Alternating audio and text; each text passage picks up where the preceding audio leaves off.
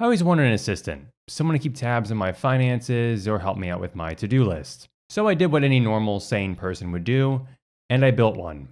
This is Artie. He sits on my desk and responds to commands, and behind the scenes, with the magic of an LLM, is able to respond to those and help me out with my day-to-day tasks. Hey Artie, what's the weather like outside today? Don't you have windows or a sense of temperature? I can't check the weather, but there are other things I can help you with, like recipes or crypto. Okay, that's not really that helpful. Let me check on my investments instead. How's my crypto portfolio looking right now? Your portfolio is currently looking like a disaster that not even Vegas would bet on. Across the board, massive red. If you were hoping to move on from these losses, I'd suggest you start getting a few Okay, more jobs immediately. Maybe we don't looking need to to listen selling to- some. We don't need to listen to the rest of that.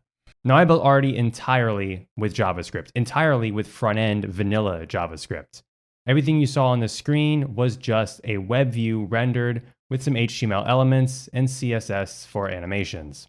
Even the audio is all transcribed locally using an experimental browser feature that I thought was pretty cool. And I even got him to send commands to different devices spread around my office, which I'll show off later.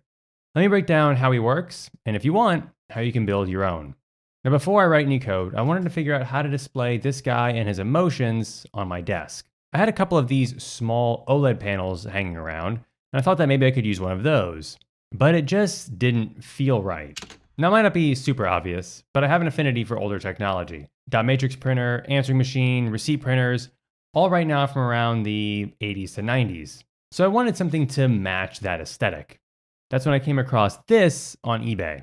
I found this small 5-inch black and white Sony solid-state CRT TV, and I absolutely love the form factor and the color scheme. I also have this Raspberry Pi 4 laying around that I'm currently using for my receipt printer ping website, so it can form the perfect brains behind the avatar. I just need to output the signal from it to the TV. But how? This thing is from the 80s, and a Raspberry Pi sends out a modern HDMI digital signal. And the TV's input options are severely limited. I mean, this thing was basically built for just watching local news stations from its fixed antenna. However, on the back, there is an inconspicuous external antenna port, and it fits a standard 3.5mm jack like a pair of wired headphones. So cool, I now have a way to get some kind of external signal into the TV. And there's a bunch of these cheap HDMI to coax converters, and this coax to 3.5mm RF adapter as well. So $35 in parts later, and I have no idea if this Frankenstein converter that I created is actually going to be able to pump a signal into this TV. But there's only one way to find out. Now, it's really hard to see, but there's the default Raspbian desktop in all its glory displayed on a whopping 5-inch CRT. It does take some tweaking to get the picture just right, and this thing is incredibly sensitive. If I move this dial ever so slightly, the picture just becomes immediately jumbled, and I have to fuss with it again to get it working right. Okay, we have a display and some hardware to work with. Now we just need a face. Now, I could reach for some kind of GUI library in C or Python. There's plenty that are readily available. But I wanted to make this a little bit harder for myself. And being a web developer at heart, I thought, why not just reach for vanilla JavaScript? See, I thought if I just had a full screen browser window displayed on this TV, I could theoretically send whatever I wanted to it and have it displayed as a normal picture. This could be text elements, pictures, SVGs, anything. And then I could control that with plain CSS and CSS animations, or JavaScript if I wanted to get into the weeds a little bit more, or add some kind of functionality with it. So that's exactly what we'll do. I mean, Electron gets away with it, why can't we? Now there's also the benefit of the browser as a platform, meaning there are a lot of features now built into a lot of modern browsers that'll come in handy for us during this build later on. We can put together a basic skeleton for this using just a single index.html page and spin it up with a local web server. I'm using HTTP server for this. I do want to use some more modern tooling for this, so on my main PC, I'm going to spin up a new Vite project using vanilla JavaScript. This way, we can have hot reloading, a built-in dev server, and all that jazz. And actually, while I'm actively developing this, I don't have to keep going back and forth sending code to this Raspberry Pi to see it being displayed as we're actively building this. It'd be easier if I can just hook this up to my main PC and work on it there. So I'll just disconnect this HDMI cord from the Raspberry Pi and connect it directly to my Mac Mini that's under my desk, and use this as basically kind of like an external display. So now I have a second external monitor, but it's this silly tiny little TV that I can drag windows to. I'm thinking we start off with just a basic face to kind of get the ball rolling. An idle one for when Artie is just kind of, see what I mean? I didn't even touch it, and it kind of goes wonky on me every once in a while. There we go. I'm thinking we start with just a basic face just to get everything kind of situated on the screen. An idle one for when Artie is just waiting on a command would be a good start. For this part, I actually plan on hand drawing a lot of the animations and facial expressions, and actually here's a few of my early designs that I liked a lot. The problem with this is that I'm not a particularly good artist, and this took up a lot of my time. While working through this and being frustrated by it, I did come across this project called Ponagachi, and it uses this variety of ASCII emoticons to show off expressions on this particular piece of hardware. So I thought this was perfect inspiration and a good use case for this project. So let's just kind of roll with this and see where it goes. I think this combination would make for a good idle face or a neutral animation, but I don't just want a static face displayed. I feel like it should have some kind of emotion or a little bit of life behind it. So we have this like happy face that moves its eyes up every once in a while, or a frustrated face blinks and moves its lips. We have a few solid options now. So let's go ahead and pick one and set it as the active state. This doesn't do much good on its own though. See, I want Artie to change his expression depending on his perception, or the responses that he gets back from some underlying LLM provider. And he can't respond unless he knows what I'm saying. So let's go ahead and tackle audio. And by audio, I mean microphone input. This is actually pretty straightforward in most modern browsers. We can use the Media Recorder API to start recording from our device, video or audio, although we'll only be using the latter.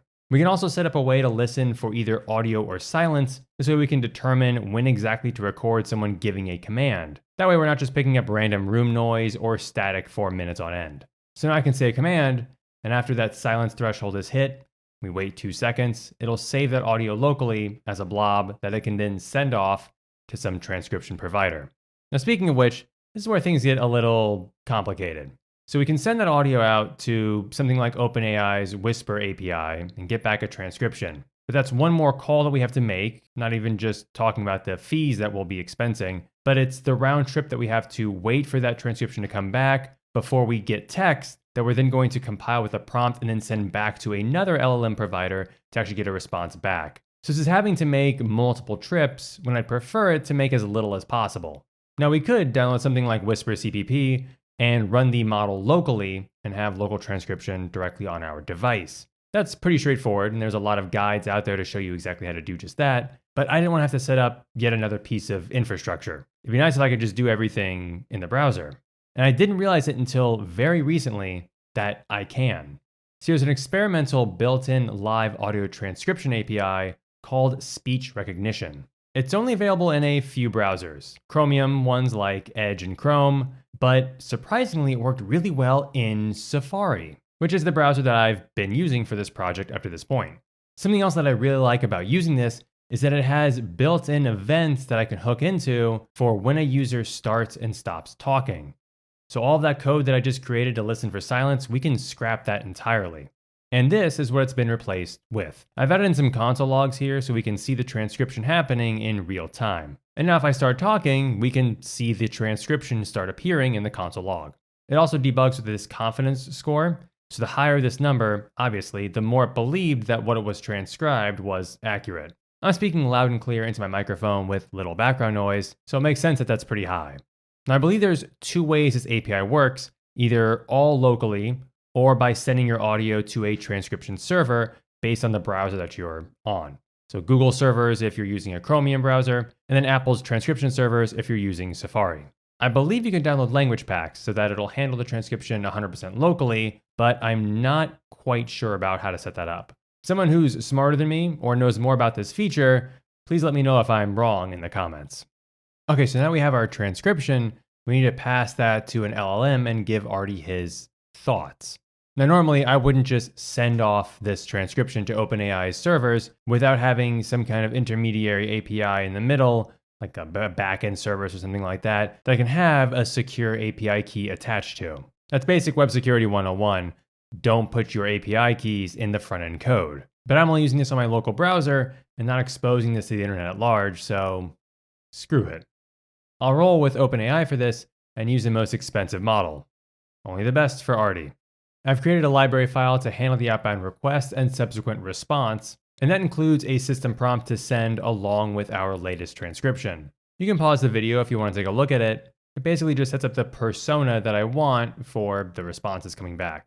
It'll come back as a JSON object, so we have this emotion corresponding to our emotion components and whatever text to say back. So now Artie should loop through each of these responses as it comes back, say whatever the response is, and swap out the emotion so it can be displayed as an animation on the screen. Let's go ahead and give this a shot. Hey Artie, what should I have for dinner tonight? But he can't speak. We forgot to give him a voice. There's also no way of knowing that he's currently waiting on a response back from OpenAI's servers. So let's fix both of those. We'll display some kind of working emotion while a request is going on, and then we'll use another cool browser API, speech synthesis, to give him a voice all done locally. There's this demo tool here you can use to play around with all the different voices that are included in your browser, and while they might not sound the greatest, it is all local, and it's all free, which I like. Okay, so we got those two pieces added in. Now let's try this one more time. Hey Artie, what should I have for dinner tonight? You can go wild with a drink recipe, something with pasta, or a grilled chicken thigh. Go with whatever is the least depressing option. Okay, that wasn't really what I was expecting, but it works. We now have a fully functional AI assistant that can sit on top of my desk. But he's kind of useless.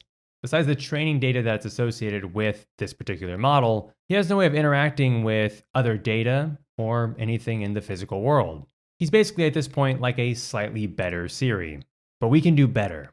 Let's try to get Artie to send something to this guy, my dot matrix printer, so we can have some kind of printed out report or recipes or anything else that I want some kind of hard copy of.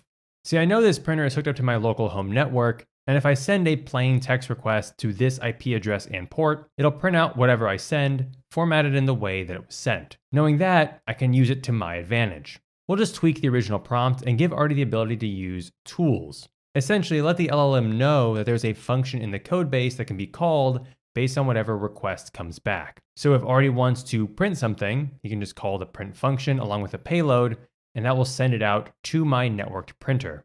So again, let's use the dinner example. Hey Artie, pick whatever recipe you want and send whatever you have to my printer.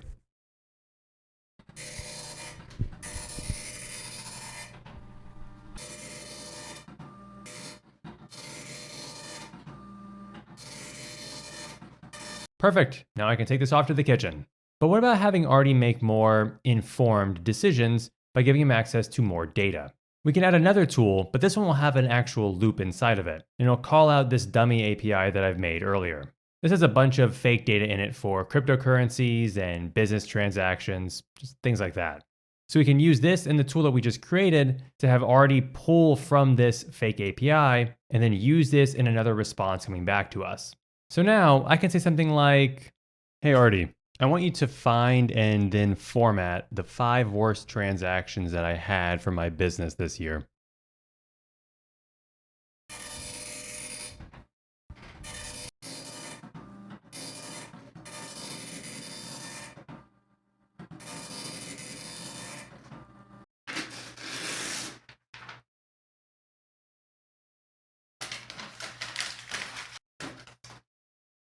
It doesn't have to stop here either. We could hook Artie up to a variety of hardware, software, APIs, old and new. Imagine him sending text through Twilio or messages through WhatsApp, pulling calendar events and printing them out on a receipt printer to tack onto the wall, or even controlling weirder and older hardware than a dot matrix printer. This kind of old meets new is what this video's sponsor, Dream Factory, is all about. They're an API generation platform. You point it at a database, MySQL, Postgres, SQL Server, whatever, and it just builds you a REST API with docs, authentication, and anything else in it that you might need. But where it gets interesting is where it ties in with legacy systems. They're notoriously hard to integrate with new or existing systems, and even now with a bunch of companies wanting to add an AI layer on top of them. Dream Factory can sit on top of all of that and provide you with a nice, clean, modern API layer. So you don't have to rip out and refactor infrastructure that already works, you're just making it talk to new things. Which, if you think about it, is basically what we did with Artie. Old display, new brains. If you want to learn more, you can head on over to dreamfactory.com and I'll post a link in the description below. If you're interested in the source code behind everything in this video, I've put it up on a GitHub repo and I've added the link to it in the pinned comment. Maybe give building your own assistant a shot. Try to use a different display like one of those little OLED screens or something big like an LED matrix. Give it a different voice or means of communicating with you. Whatever you do, just make it your own and make it as interesting or as weird as you want. And if you do make your own, be sure to show me because I would love to see it.